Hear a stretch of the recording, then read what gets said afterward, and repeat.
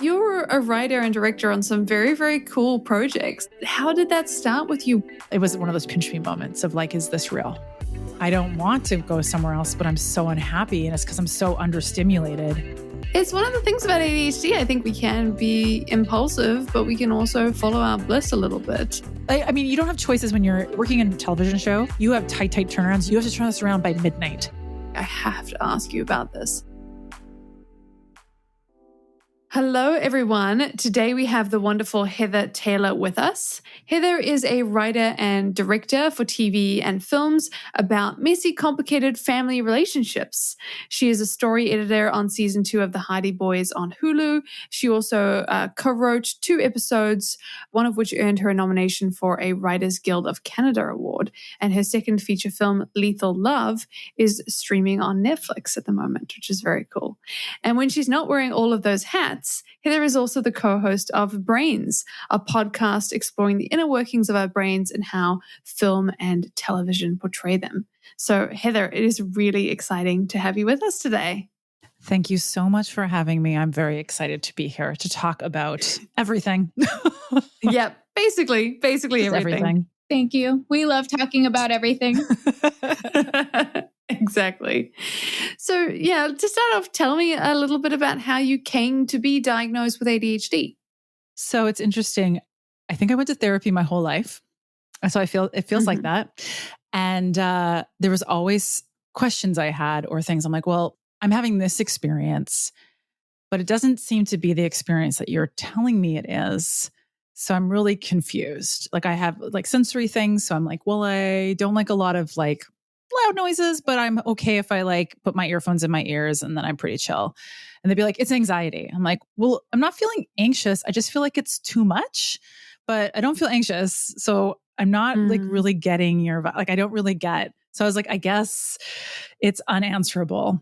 And I started to suspect that I had ADHD, but I was also on the other side thinking, there's no way I can't have ADHD. Like I have a good job and I'm like really smart and blah, blah, blah. And later I'm like, oh, that's internalized ableism. Cool. And it took me a while until I feel like I was really struggling and not really understanding. I'm like, all of these things in these places I'm trying to find answers aren't working.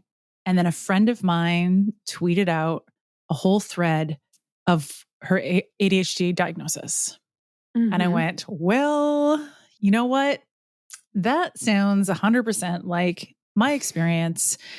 And even though I had already like thought it could be true, I was like, I'm just going to hide it in the back of my brain. And when I saw that, I was like, I can't hide this anymore. I need to talk to someone and I need to get the help that I need because I can't function this way anymore. I just feel like I feel paralyzed. Like I just feel like I can't carry on. And so I went to a therapist and I had like a 2-page list of all the things. I'm like, when I'm going to go in, because when I've explained it to other people, they're like, it's anxiety or it's, I don't know, it's hereditary, whatever, blah, blah, blah, blah, blah, blah, blah, blah, whatever. And I was like, here's all the things. And I just read the list and she's like, well, that sounds like ADHD. I'm going to make you do the tests and stuff, but still, yeah, it's a very compelling list that you provided with me. And then I got my diagnosis and I have ADHD combined type. Part of me is like, I was hyperactive too. Like it wasn't that I wasn't presenting. I was presenting quite openly that I was hyperactive.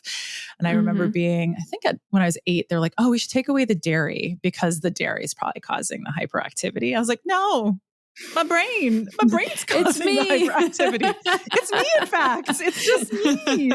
I'm like, Mom, I want to be like, Mom, didn't you figure out that when I was 6 months old and I wouldn't nap and why you had to put me in frort of the TV so you could nap, that there might've been something going on, but it's also not a thing that people thought about for girls and women. So for a long time. And so I realized that it takes a lot of unlearning and forgiveness of yourself and understanding and kind of grieving for those things that you're like, oh, I just thought I was this, but I wasn't.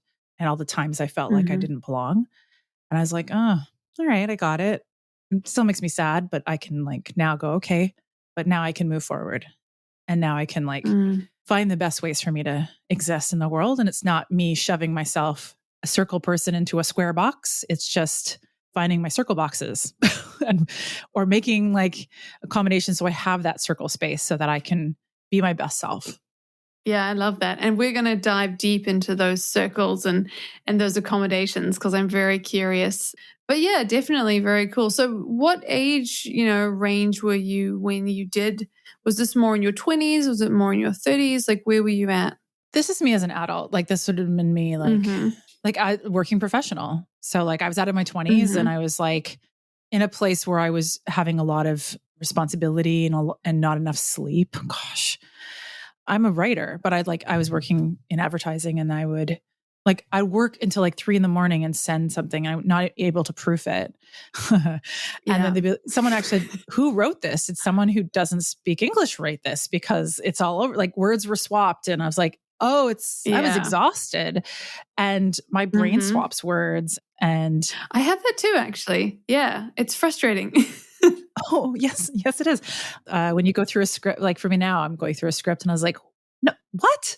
Why did I even write that word? That isn't even the right, like, I don't even understand where that came from, but it is there. Quick question. Does that ever happen like in verbal speech as well? Because that happens to me all the time. Yes. That's what I was speaking about, Sarah. That's a verbal one. I don't know. Oh, yeah. Okay. Not written. Well, I don't know about you, Heather. I'm curious. Yeah.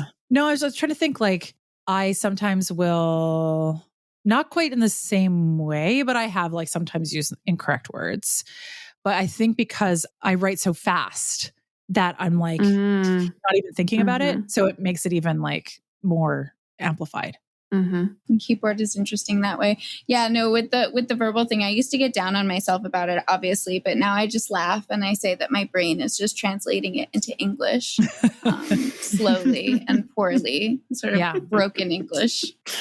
Mine is like skipping words. Self-compassion. Sure. Yeah, self-compassion. Yeah. Like I'll skip words and stuff, and then people are like, what's happening? Or like I'll jump in the middle. My MO is like, I'm thinking about something for like 5 hours.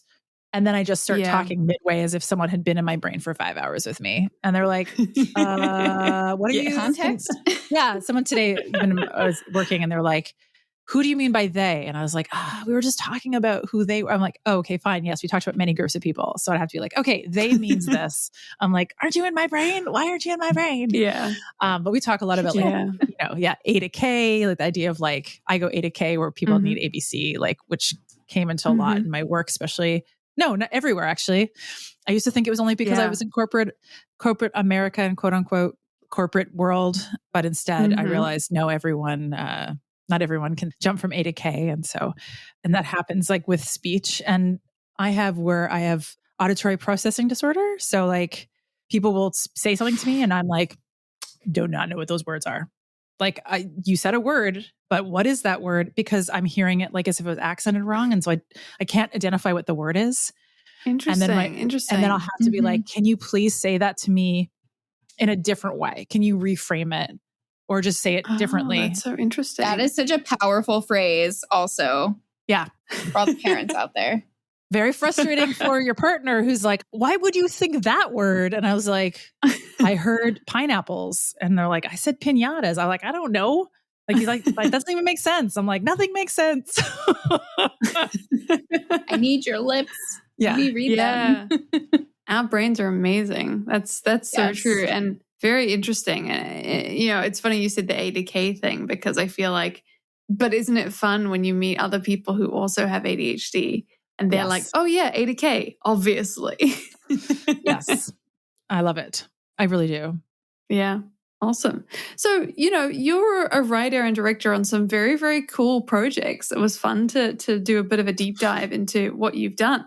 How did that start with you? What were those sort of often sort of unconfident beginnings we talk about, Yeah. So I come from a family and a place. I grew up in Edmonton, Alberta, Canada, and I grew up a lot of my like elementary school life in a place called Prince Albert, Saskatchewan, which no one knows where it is. I know that place. Do you know that place? Okay, that's where I grew up part of my life.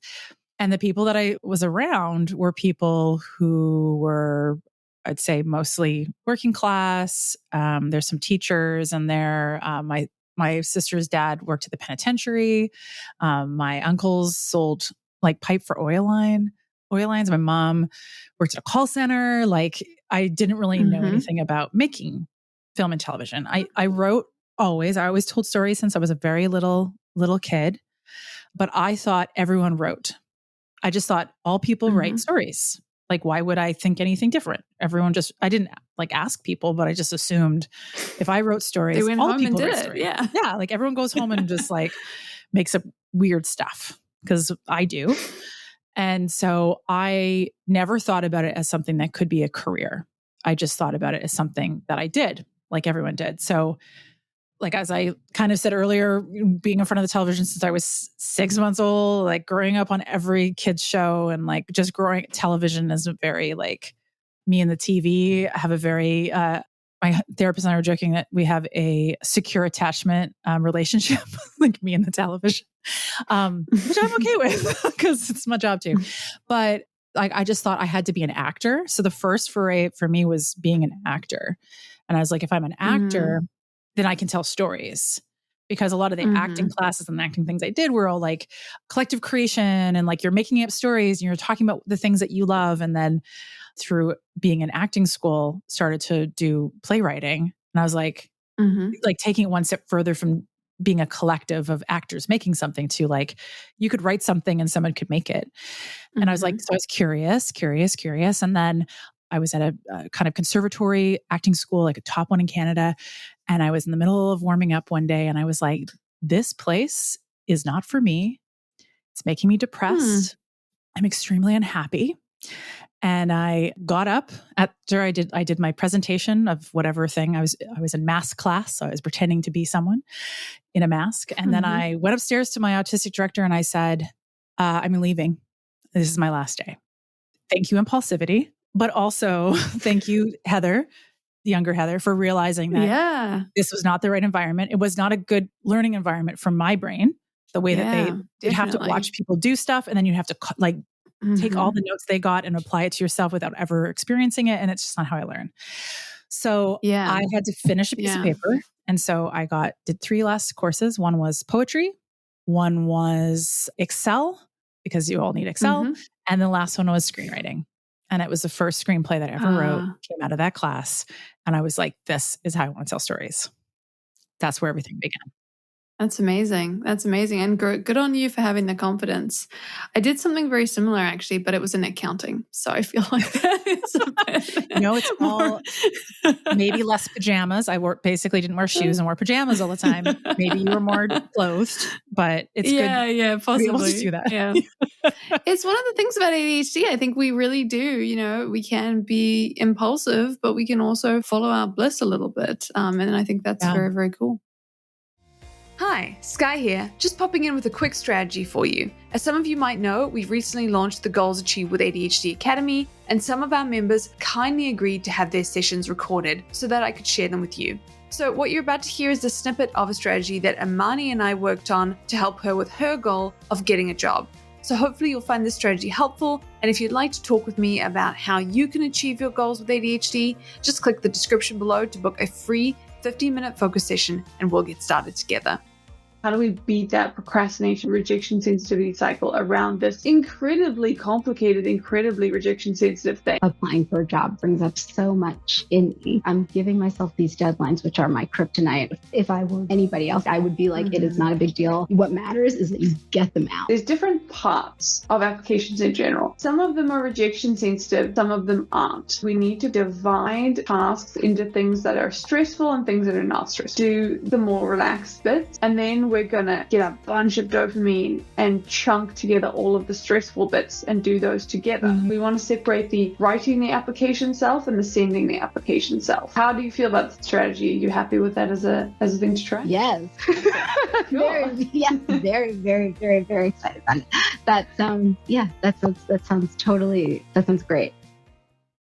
I think there's a difference between, like, I hung on so long being stubborn about, like, because of what I was told by people. Are you going to finish this for once? Are you going to not move to something new? I internalized that. I was like, well, I have to stay. I can't let anyone down. I've been letting people down. Mm-hmm. And then when I moved into the workforce and I would be at a job for a year for 18 months and I'd move to a new job because it would get unstimulating and boring. And I didn't understand quite why yet. And I remember kind of that, should you hire her? Will she stick around? And I felt so embarrassed and so shameful because I'm like, I don't want to go somewhere else, but I'm so unhappy. And it's because I'm so understimulated. And I was chasing the ability to feel like my best self, but that was because I didn't realize I was really chasing I was chasing dopamine, really is what I was doing. I was chasing something that would give me the stimulus that would allow me to feel like I was at par versus like when I wasn't having that and suddenly like feeling that lowness and that need to just do something different and feeling every day that you couldn't, feeling more and more unhappy. So it's like to learn what was happening, why that was happening. Also, it was helpful for like getting rid of shame of the past, but also to apply that to like, how do I look at my work in the future? But my work is so varied now that, it's more like, how do I give myself better transition times? How do I get enough sleep? Like those are more important. I just want to stop you because that was a really great description of like the internalizing and externalizing symptoms that we experience with ADHD. Like, the externalizing is all the stuff that people see and are shaming you for. And then the internalizing is everything that happens after that. Yeah. And there's a lot of it, but they don't see it. No. It must be anxiety or whatever. Oh, yeah. And the thing that hurt me the most later when I looked back is that I was like a little kid who I ate food for stimulus because like we didn't have a lot. So there's not like I have a lot, but I'd like hide eating a banana with peanut butter. Like I'd hide in because I was just like, I needed stimulus and I didn't realize that the eating patterns that I had were related to that. And like my nail biting, I'm like, why in the summer do I not, because I used to work in parks with kids that I'd run around all the time. And I'm like, why is it when I run around all day, I don't chew my nails? I don't need to eat a lot of food. Like, I'm like, oh, because I was getting all the I feel like I was getting all the hyperactivity out. I was meeting all my needs for like some sort of needs. And I wasn't needing to like find can I search for that dopamine somewhere else? So like when I realized that as an adult, looking back at my child self, I was devastated. Like, I just remember like sobbing and to be like, if I knew, I wouldn't have made myself feel so bad about my own body and my own self. Like it just made me recontextualize things to be like being shamed by people in your life for like not looking like that you should in quotation marks, which is not true. Like, and feeling that I needed to be different all the time. And there was all these layers of I need to not be me. And that was one of them. And it came from like a child desperate to help themselves. I really appreciate you sharing that. I think your experiences with that, and then also your experiences in terms of, being in work as a person with ADHD undiagnosed. I think a lot of people are going to relate to that. I know I relate to a lot of the things that you've shared, and I really, really appreciate it. Sarah's putting her hand up as well. Yeah, I mean, I'm thinking back and I used to like purchase tubs of frosting as a teenager, and I would just sort of like take bites of it and like stash it in my room. Yep. I like the crunch, so I would hide crackers under my bed. So like I also had something under my bed. Mine was crunchy, but it's just to understand what that was from or for, like what I really was looking for. Yeah. And I switched from like, every single one of my degrees was in a different department. It got to the point where I was going for a master's and they were like, you're not allowed to do this subject because you haven't ever done an undergraduate subject in this class before. And I was like, well, I'm going to do it anyway. It can be a very chaotic experience to be an undiagnosed ADHD person. I think that's something that we don't always talk about enough. We're unpacking other boxes, but like the idea of time and future and like, that does not exist, right? In a lot of ways. Like the construct of time and what time is like nebulous as people who experience time blindness, right? And so even the ramifications and effects of like those movements, and because it almost doesn't matter. It's like in this moment, I need to do this movement and it doesn't matter the long-term effect because I need this help. I need this now. And so I felt that I just drifted through my work and I drifted thankfully up like a corporate ladder, but I was like, how am I now in my side job as I tried to be a filmmaker on the side, but had to work a job. And even in that, like some people who I knew in the arts were like, you're a sellout, you're working for a company doing content for them, blah, blah, blah. I was like, well, it's nice that you come from a place of privilege. I don't have money from some magic place. Like I can't go return home to my family. They don't have money. Like I grew up poor. Like we don't have, like I must work. And I think like that kind of experience adds to the experiences that you can bring to the page. Yeah, it's just like really interesting to have that. And like, I just felt like I didn't have a career. I just wandered into whatever I could wander into. Like, oh, I could do this thing or this thing or this thing just to like keep yourself afloat. And then you're like, oh, wow, I'm an SVP and I have an office. Like what? Like when did that happen? Like, well, actually, I wanted to talk to you a little bit about that wandering because you wandered into some pretty cool stuff. Like what would you consider to be, and I'm going to use a Hollywood term here, your sort of big break? Like what was the thing that kind of got you into doing something that was like a significant moment for you? There's so many little touch points, but if we're looking at film and television itself, I think being brought on to write a feature that got made and premiered at a big festival. So London International Film Festival was where our film premiered. And it was like sitting in the audience with my best friend and my name was on the screen. And you're like, this is real. Like this is real. And then getting to stand up there and answer questions and be like the person that answers questions, like not the only person, but one of the people up there answering questions. I was like, this is a thing. Who let me up here? Yeah, I know. I'm like, what? No. How did that feel? It's really hard. It's so interesting. Like as a writer, you have so little control of the output, like what ends up on screen. So what's always difficult, in a way, I wish I could have seen a version of it before I was in the room, but it's nice to kind of see it fresh. But also in my mind is like, oh, I would have done that thing differently or what, like, so it's really weird, that thing of enjoyment, but also critique at the same time, which is not like, it's really taking you out of the moment. So I think it's like, for future things is always like, you will start to learn as you do it more and more, that there's 3 versions of every film. There's the version you write, the version that you direct, and the version that you edit and put on screen, right? There's never one version of it. And actually, it's for you to find joy in what is created and what those choices were. And just having to be like, take that. And no one else watching it is going to think the things you are. They only see what they see on screen. And so to just embrace that and embrace when people say, I really love that. And just say, thank you. And take that and be like, I've given something to someone that they never had before. And it's something that I was part of. But in that moment, I was still like, it was nerve-wracking and it was exciting, like coming into this like full auditorium. We're in the biggest thing at the BFI in London. And I think just to be in the crowd was the part that, to me, I was like, I felt it was one of those pinch me moments of like, is this real? Yeah. Yeah, totally. Man, so many ups and downs. And I think, this is kind of what we were talking about before we did this as well, was that your life has a lot of big, busy times and a lot of like down times.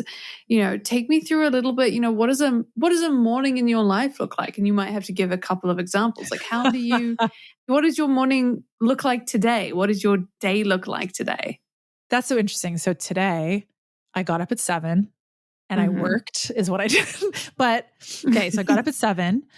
I worked on, right now, I'm in a television writing room for a show I can't mention yet. And it's my episode we're working on. So this morning I went through and tried to reorganize some of the beats of the story that we had on like a digital board, because we have a digital room. And we basically, I wanted to try to reorganize things so that everyone could look at it before our room started at 10. So at 7, I got up. Usually what I do is I wake up and I listen to Alexa, like the news brief, the flash briefing is what they call it. So I wake myself up by like just listening to what's going on in the world. Unfortunately, it's not very happy. Yeah. Once you're stressed enough, you get out of bed. Yes. I think it's more like I just get myself acclimatized to, I hear some voice. For me, it's more, I'm amongst voices. and less like I'm kind of going in and out a little bit, like I'm not quite awake, but it's giving me, it's waking me up to people. And then this morning I did that work, I had a shower, and then I went for a walk. So for me, walking is important.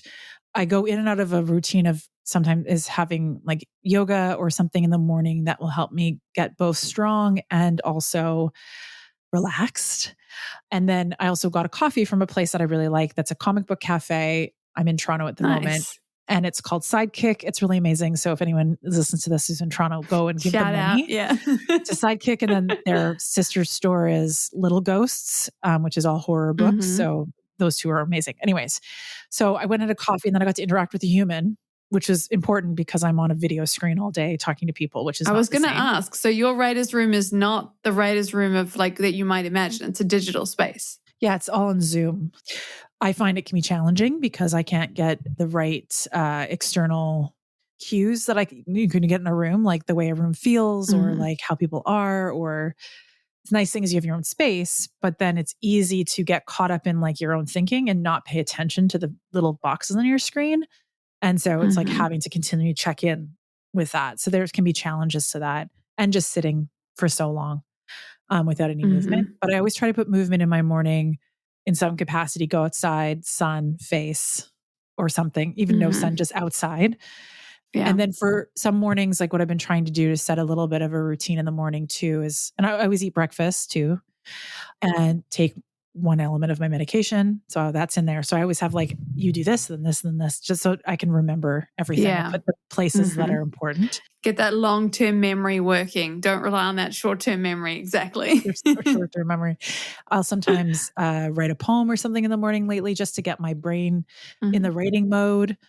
And then I start work at 10. So I just make sure I like get my desk ready. This morning, I like cleaned off my desk, just made sure it was ready for the day, fill up my water bottle, get a drink. I have one coffee, caffeinated beverage in the morning, and that's it. So that might be the thing I have there.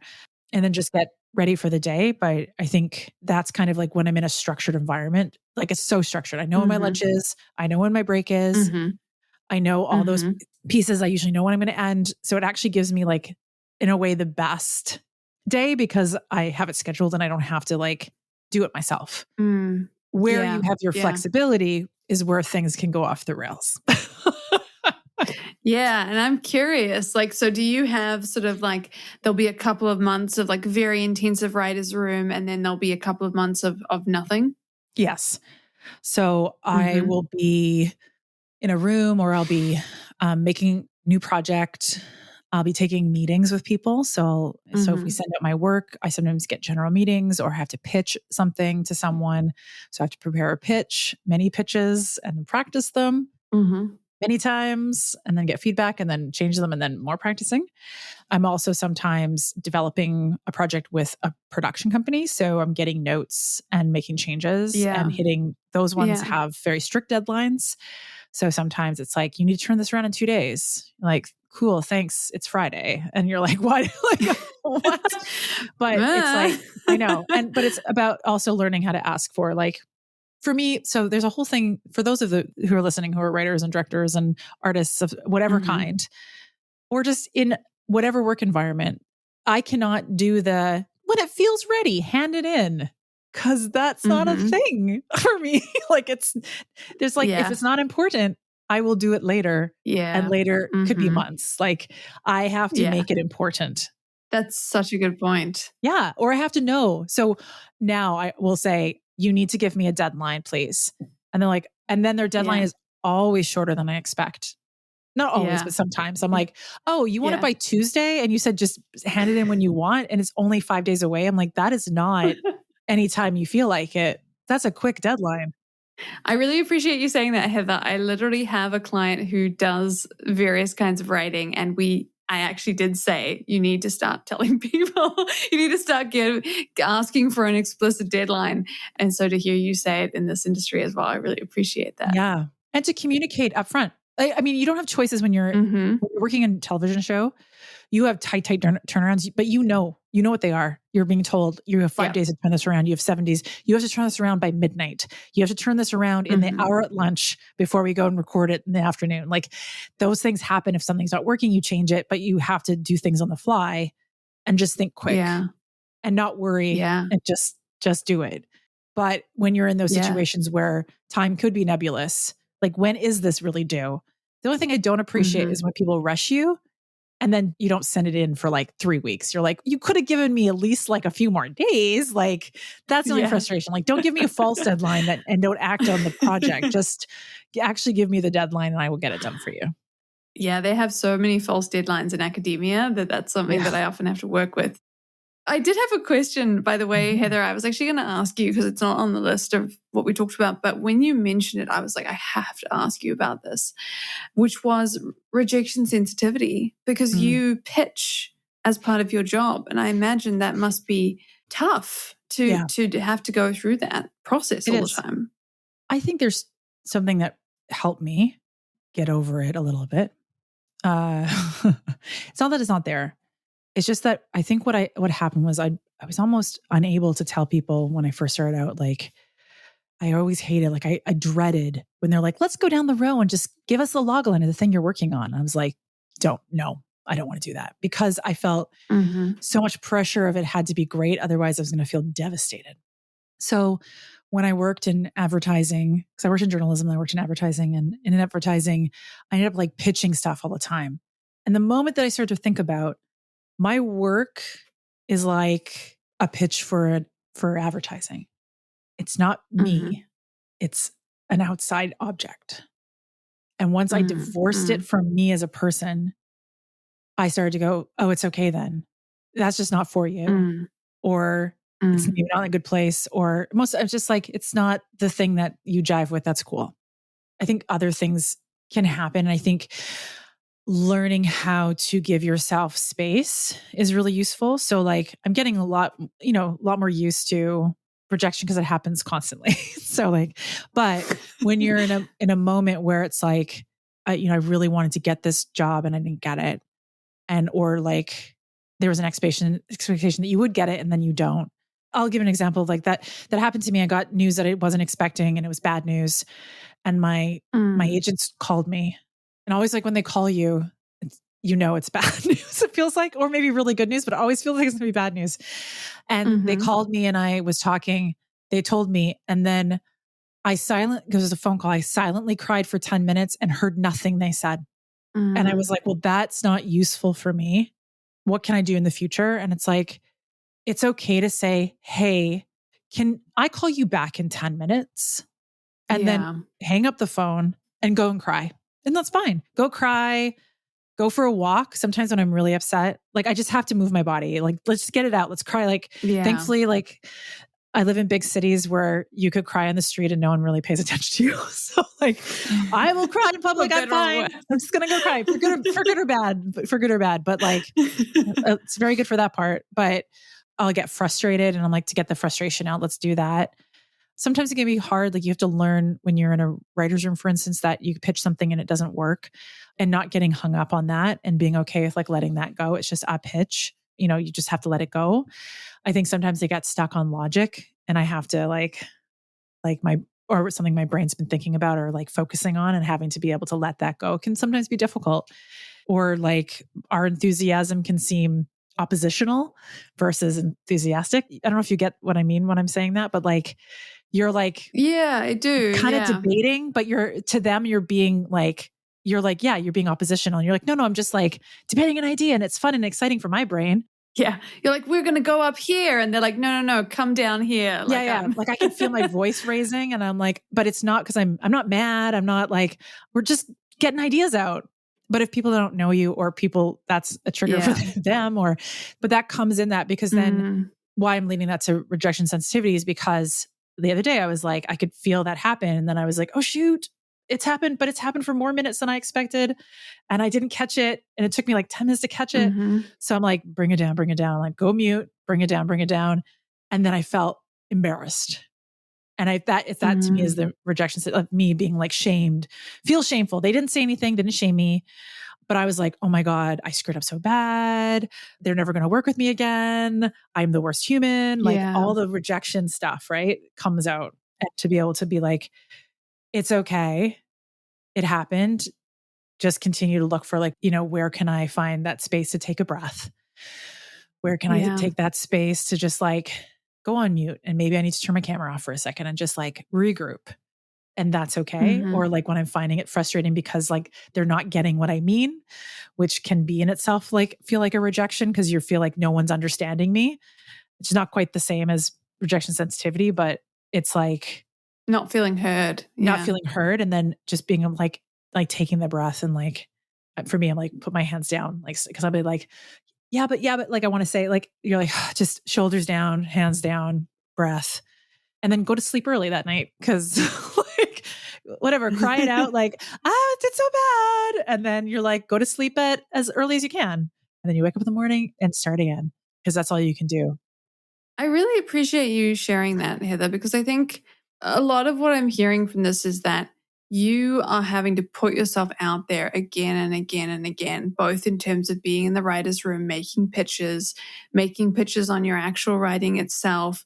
It's just a lot of putting yourself out there. And I think that is an incredibly brave thing to do and incredibly scary, and particularly scary if you're somebody who has ADHD. And one of the things that we can have is just we just don't necessarily, like, the world doesn't feel fully natural, if that makes sense. There's like a little bit of extra work we have to do to engage. So yeah. I always say we start at -2 when everyone gets to start at 0. Yeah. Like that's a fun time. So that's just, we always talk about ADHD tax, but our tax is just a continual, like we start at some people say like everyone gets 4 lives and we get 2 or something, right? But I'm like, I think of it as like we're in the sub basement and we have to climb the stairs to get up to where everyone else gets to be on the ground floor.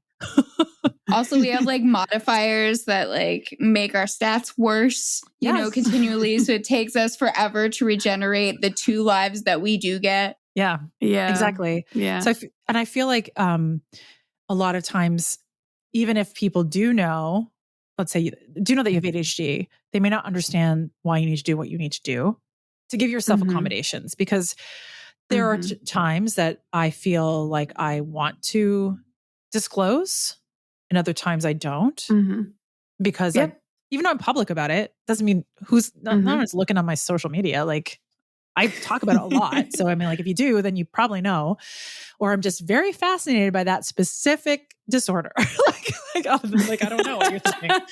As you were before you were diagnosed as well. Yeah, it's just me. Yeah, I have lots of special interests of research. But it's interesting when I look at my feedback. It's always great looking at old report cards, but looking at feedback from workplaces and being, you know, the thing of, oh, you have to learn how to explain your ideas better. And I realized, because I was told like, you have to like walk them through it because they don't understand like where your ideas come from. And so that's why I always thought it was to do with corporate environments, that only people, salespeople don't. Lots of awesome salespeople that are my friends, but I was like, salespeople just don't get it. So I have to really explain to them like how this creative idea came about. And then I would learn how to like explain myself instead of just jumping to the thing. And I was always frustrated that people wouldn't get me. And when I was told that, and I started getting less frustrated because people could understand me because I was connecting the dots better for them. But it feels tedious. Sometimes you're like, what? I don't want to do this. But it's that thing of like, our brains are different. And unfortunately, we are being forced to do the accommodation for someone else. Yeah. It is interesting that you said that sub-basement thing, though. You did get me thinking a little bit, because one of the things we do is we interview people who've done amazing things, and then we ask them how it came about because we're like, but it wasn't amazing at the start. We kind of go through that. And it's almost like, you know, you're at this like -2 and you have to like go through this sort of very tedious process of like getting up there. But once you do, sometimes you built a muscle. Yeah. And so you're like, oh, I'll just keep climbing stairs. Like, why not just keep going? So that is interesting, that metaphor. Yeah, nowhere to go. I always think it's like you start again every day, like as if you are starting a game. And it's like some parts of you you'll get better. Like I guess it's more like a D&D game, right? Like your character is going to get more, you know, be a higher level. But you're still always going to have like a -2 on your your dexterity or whatever dice you want to put it on, right? Whichever, you know, D20. Yeah. But like you are behind on certain things, and you're maybe had like your perception maybe like +5 compared to everybody else because you are so used to having to perceive what's happening around you. And also we are just listening to everything at the same time, all at once. Like everything everywhere all at once is a very apt term for the way that we walk through the world, which is why we get overwhelmed. But I think there is something in like, being told by my therapist, I'm like, I don't understand why I was reading this thing and I could see how much change in it in terms of the characters, and other people didn't. All they could see is there just wasn't a lot of action that happened. And to me, lots of action happened, but it was emotional. And they said, because people who don't have to perceive emotion that way in order to, whether it's because of trauma or because it's whatever, or it could be ADHD, I don't know what lane is, but you are observing things to try to fit yourself into the mold.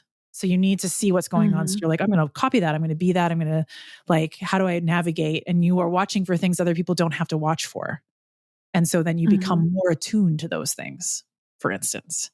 Yeah, that's a really, really, really good point.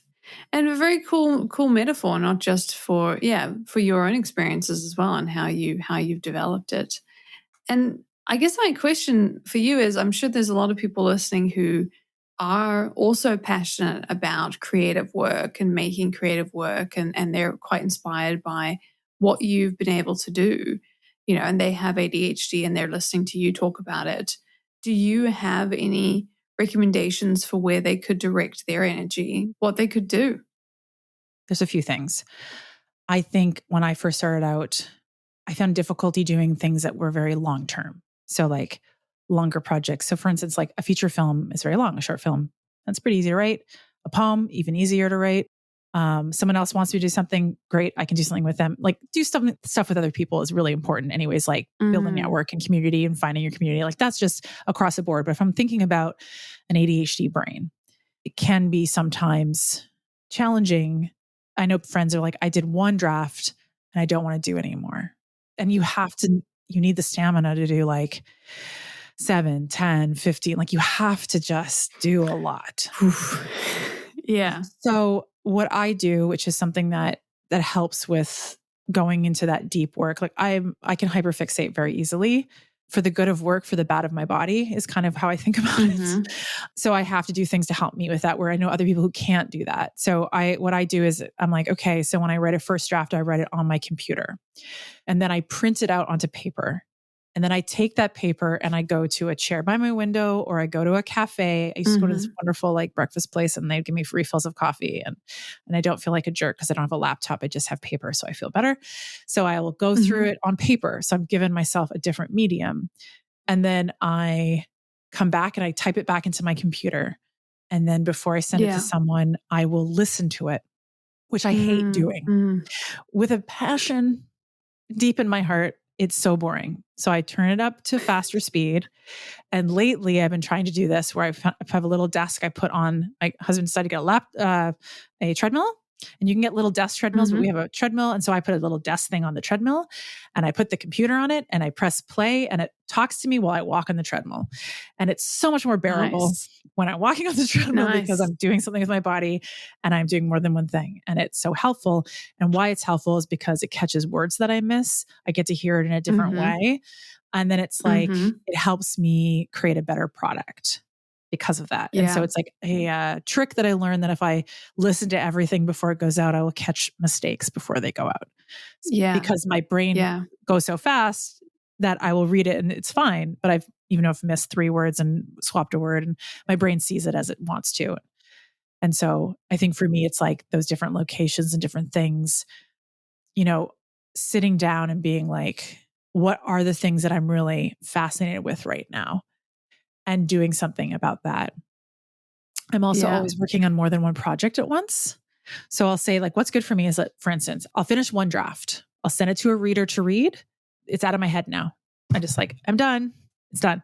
So it just gives me a check mark, did something. It's not like done forever. It's just done for right now. So check mark. And then I'm like, okay, I'm going to work on the outline of this thing. That goes off. Check mark. Oh, the other thing's back. Draft 2, but it's a new thing. Yes. Feels fresh. I love that. So I love that. I kind of think about my work that way. Yeah. Those are such amazing practical strategies. I have to admit, I've done some of the ones with the writing that you mentioned, but I'd never done listening to it. That is such a good one. And such practical strategies. I appreciate that. Yeah. Well, we just have a few last questions that we ask everybody who comes through our podcast. So, and this might be a repeat, but tell us about one professional achievement that you are the most proud of.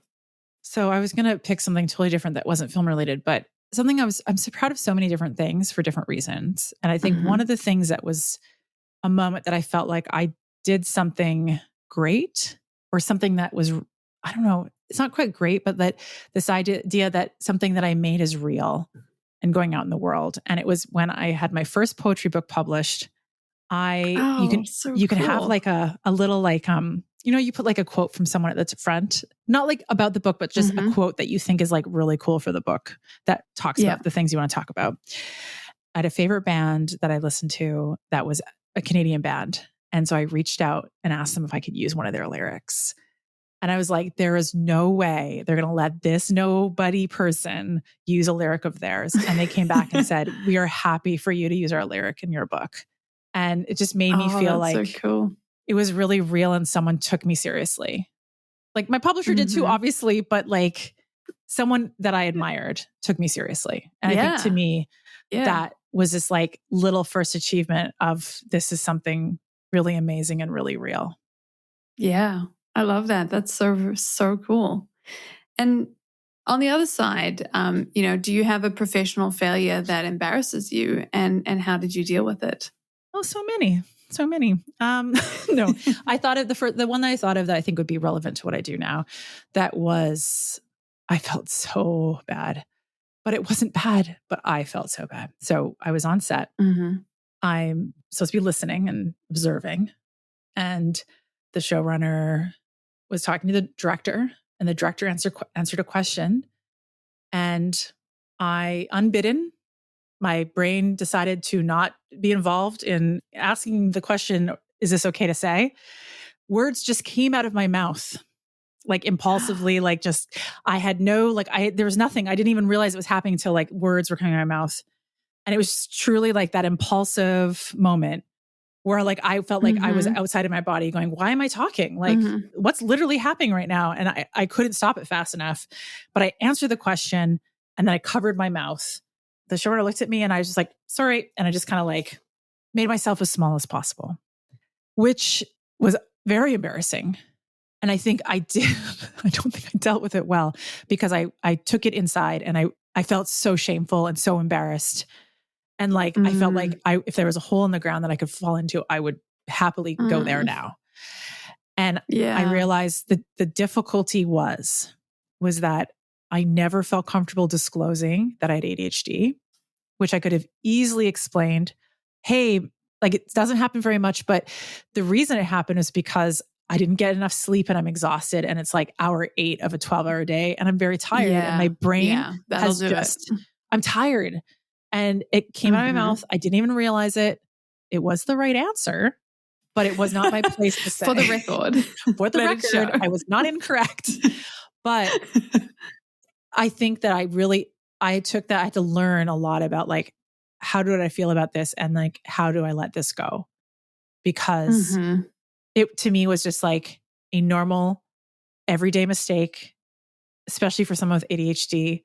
It shouldn't be shameful about, but I did not feel comfortable enough to say, oh, hey, like, earlier I got ADHD and like, sometimes that happens and I'm sorry, like, I'm just really tired and this is the reason, but like, I'm always trying to be as mindful as possible and I'll try to make sure that doesn't happen again. But if it does, I'll just let you know. I mean, it happened one time.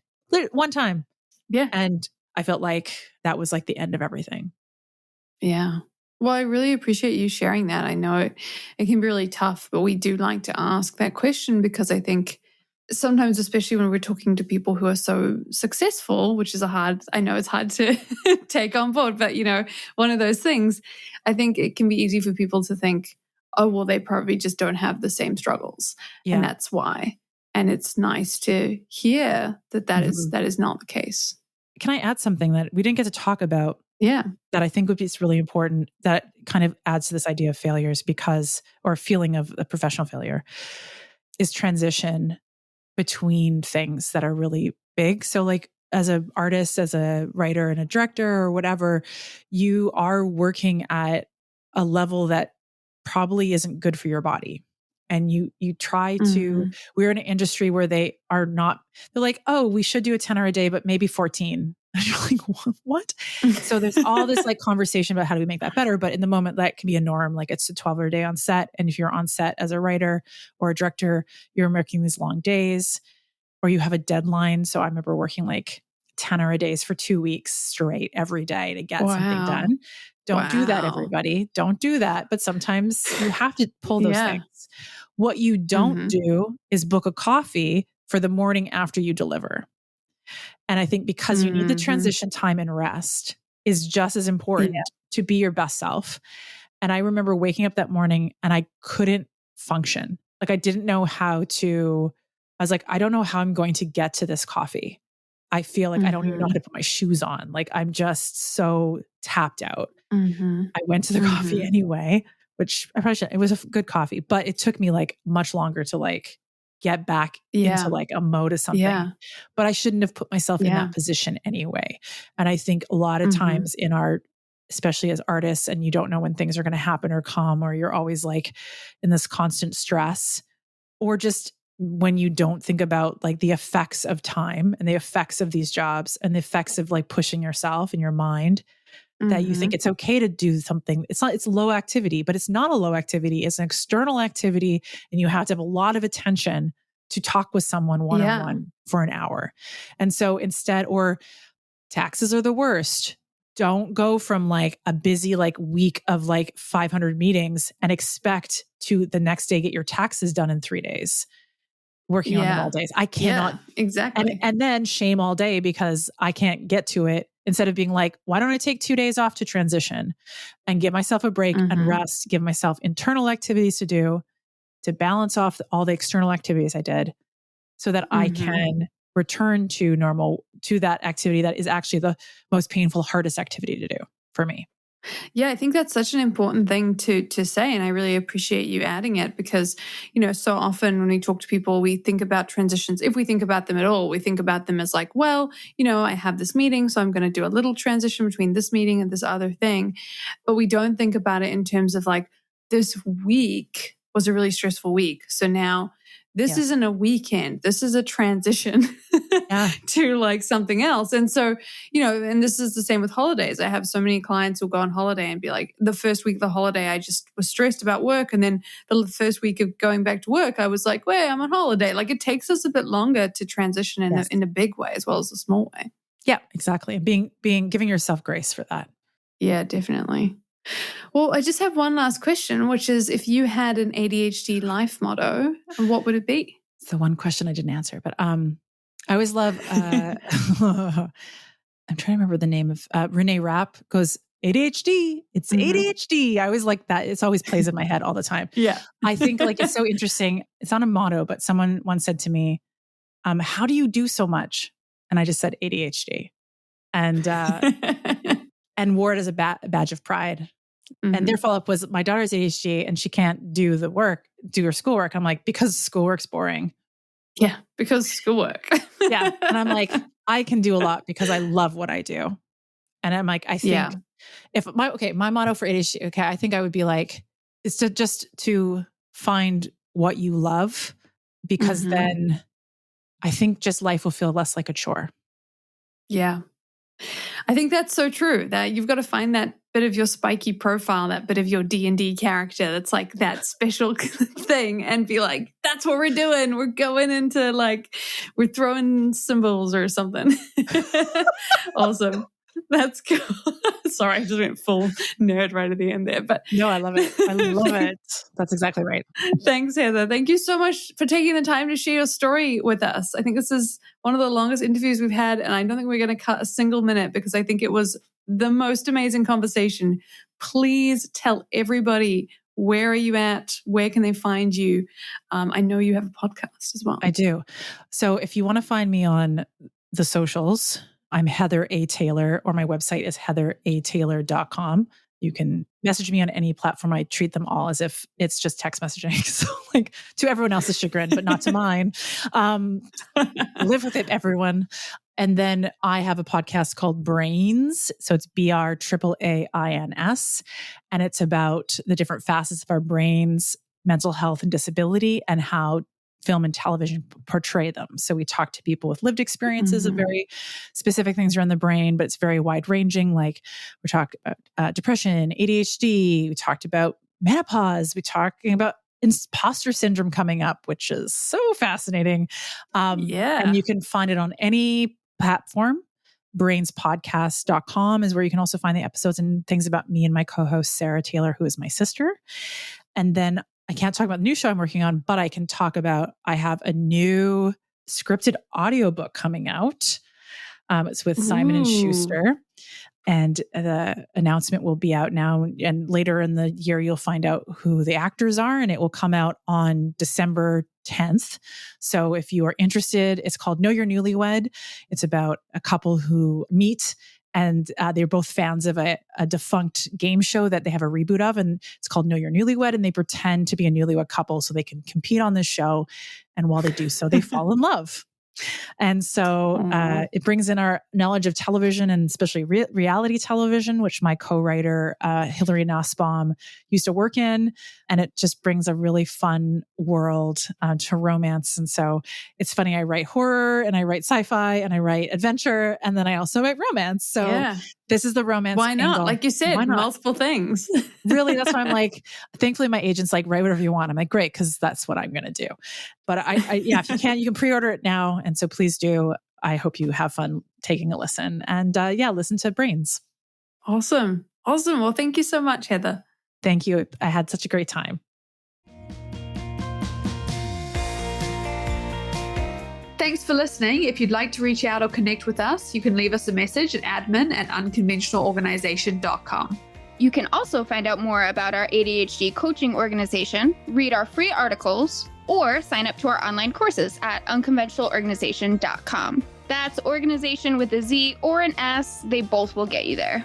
If you'd like to learn more about what we discussed here today, or you want to read the transcript, you can find that at our show notes page at unconventionalorganization.com. If you've enjoyed this podcast and think someone else might find the strategies and stories helpful, the best thing you can do is share episodes using the share button in the podcast player, or leave a 5-star review on Apple or Spotify or your podcast player of choice, letting them know why you've benefited from this podcast. Thanks so much for listening, and we'll see you back in the ADHD lab next week.